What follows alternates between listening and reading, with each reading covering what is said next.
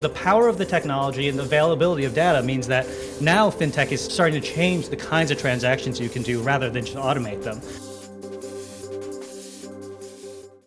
Tell us about Poly Portfolio. Sure, Poly Portfolio, we're an investment management technology startup. We're about 2 years old, but the technology is built on the tech we use to manage a $13 billion hedge fund called C12 Capital.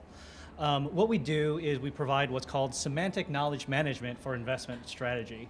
So what that means is that we have a framework that basically stores all the information that an investment strategist or researcher does, right? We take it out of the spreadsheets, we take it out of memos, and we put it into a system.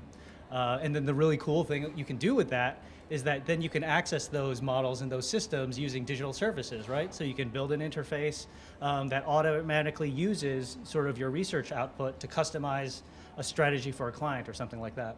Why do you think this is such a hot topic?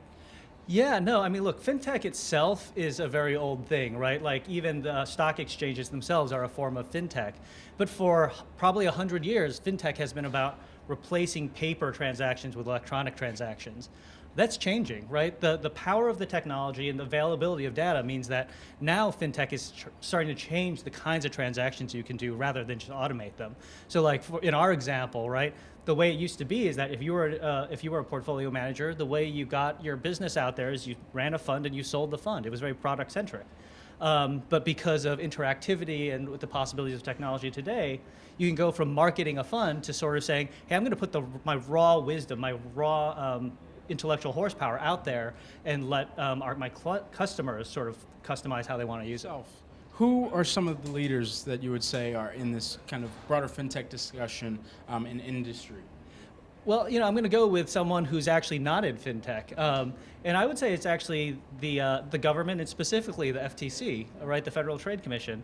One of the big issues that we have in FinTech in general is how we handle consumers' sort of personal financial information. And right now there's very few standards around making that, both protecting the consumer and protecting the firms that want to use that information to help the consumer. And so if the FTC, well, first of all, if we can get a government that can appoint a set of commissioners to the FTC, and then if the FTC can do something about that, that could really unlock, really a lot of change in FinTech.